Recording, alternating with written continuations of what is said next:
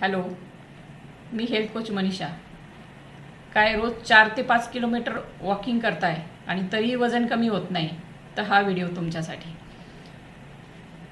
जेव्हा आपल्याला वाटतं की आपण वजन कमी करायला पाहिजे किंवा डॉक्टरांनी सांगितलेलं असतं की आता तुम्ही रोज एक्सरसाइज करायला पाहिजे, वॉकिंग करायला पाहिजे, तेव्हा आपण वॉकिंग सुरू करतो.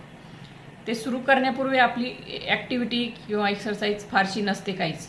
त्यामुळे ते 10 ते 15 मिनिटाचं वॉकिंगसुद्धा त्यावेळी आपल्याला एक्सरसाइज असू शकतं.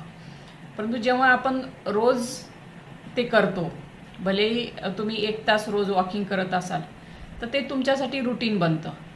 हाच फरक आहे ॲक्टिव्हिटी आणि एक्सरसाइजमधला. रोज केलेलं 1 तासाचं वॉकिंग हे तुमच्यासाठी आता रुटीन बनलं आहे, ती एक ॲक्टिव्हिटी बनलेली आहे. आणि एक्सरसाइज म्हणजे काय, तर स्वतःला स्वतःच्या लिमिटपेक्षा जास्त पुश करणं. मग याच्यातमध्ये तुम्ही एक्सरसाइजमध्ये स्वतःला पुश करणं गरजेचं आहे. जर तुम्ही आजचा जो स्पीड आहे तुमचा वॉकिंगचा, तो कदाचित थोडासा वाढवला, तर ते एक्सरसाइज आपण त्याला म्हणू शकतो. स्वतःला पुश करणं, स्वतःच्या लिमिटच्या पुढे पुश करणं हे गरजेचं आहे. त्याचबरोबर तुम्ही वेगवेगळ्या प्रकारच्या एक्सरसाइज ॲड करू शकतात. कार्डिओ असेल, त्याचबरोबर वेट ट्रेनिंग, स्ट्रेचिंगसाठी तुम्ही योगा, सूर्यनमस्कार हे सुद्धा ॲड करणं गरजेचं आहे. कारण शरीराला त्याच गोष्टींची सवय झाल्यानंतर काहीतरी वेगळं पाहिजे असतं. त्याला लिमिटपेक्षा जास्त एक्सरसाइज देणं गरजेचं असतं आणि म्हणून आपण वेगवेगळ्या प्रकारचे एक्सरसाइजसुद्धा ॲड करणं गरजेचं आहे.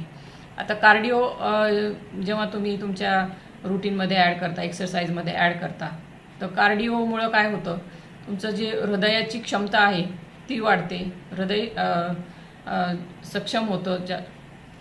त्याचबरोबर तुमचं लंग जी आहे त्याची कॅपॅसिटीसुद्धा वाढते. म्हणजे हार्ट आणि लंग्सच्या आरोग्यासाठी आपल्या कार्डिओ करणं गरजेचं आहे. त्याचबरोबर वेट ट्रेनिंगनी आपल्या मसलची स्ट्रेंथ वाढणार आहे, बोनची स्ट्रेंथ वाढणार आहे आणि आपलं फॅटही कमी होणार आहे. त्याचबरोबर स्ट्रेचिंगची एक्सरसाइज त्यामध्ये ॲड करा. अशा सगळ्या प्रकार जर आपण त्याच्यामध्ये करत राहिलो, तर आपली जी हेल्थ आहे ती खूप छान होणार आहे.